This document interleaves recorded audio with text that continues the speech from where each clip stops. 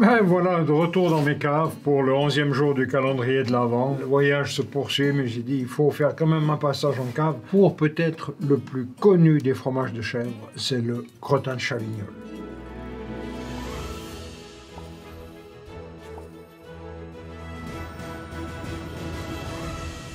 Le crottin de Chavignol a une magnifique histoire. On commence à parler de ce fromage déjà au XVIe siècle. Pourquoi Chavignol? Parce que c'est toute la région du village de Chavignol, toute cette région qui fabriquait ce fromage de chèvre. Et pourquoi crottin? Alors, dès qu'on dit crottin, on pense tout de suite au crottin de cheval. Il semble que ce soit pas ça. L'histoire est un petit peu plus compliquée. Il semble qu'il y avait des endroits près de la rivière où les femmes allaient laver le linge dans de sortes de cuvettes d'argile et s'appelaient des crottes. D'où l'expression crottin. Et cette argile a été utilisée au début pour faire des lampes à pétrole. Et puis ils se sont dit un jour, on pourrait faire des petits moules pour fabriquer le fromage. Et c'est comme ça qu'ils ont commencé. Donc les premiers moules de crottin de Chavignol, c'était dans de l'argile. Au XVIe siècle, on continue à fabriquer. C'est une région où il y a de tout. Il y a de la vigne, il y a des céréales. Ils sont vraiment autonomes. Et puis il y a des chèvres qui permettent d'amener un petit peu plus dans la culture. La production de fromage, ça leur fait un petit plus. Et ça, c'est jusqu'au début du XXe siècle.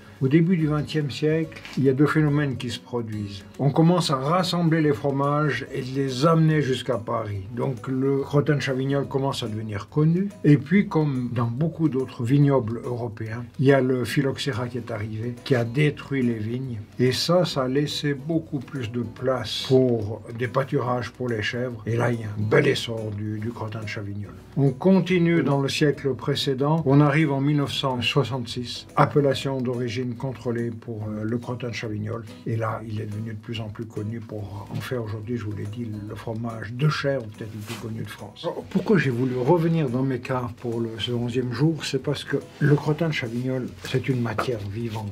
Et c'est primordial que ça s'affine. Celui que vous allez recevoir, à mon avis, il sera légèrement blanc. Par contre, si vous ne le mangez pas et que vous le laissez au frigo encore une semaine, il va commencer à prendre quelques champignons pour arriver à ce stade-là. Ce stade où il est couvert de champignons gris, bleus. Et c'est comme ça que doit être le crottin de Chavignol. C'est quand il est bien couvert de champignons qu'il y a toutes les saveurs qui se développent, sans que ce soit trop fort en goût. Il y aura encore de l'onctuosité, il y a de la force, mais c'est une matière qui évolue. C'est pas un fromage qu'on fabrique et qu'on met au frigo et qu'on laisse après pendant des mois. Non, il faut qu'il évolue dans la cave et c'est une généralité pour tous les chèvres. Je vous en supplie, n'achetez pas quand vous allez au magasin un fromage qui est tout blanc dans les chèvres, mais regardez qu'il y a des champignons. Le champignon peut être blanc, il peut être bleuté, il peut être un petit peu gris. C'est l'évolution du champignon. Et surtout, quand il est au frigo chez vous, s'il a évolué, ne dites surtout pas il est tout pourri, il est plus bon. Non, conservez-le encore un peu et dégustez-le. Vous allez vous régaler avec ce fromage-là. Après un petit jour de repos dans mes caves, il est temps de reprendre la route. Crottin de Chavignol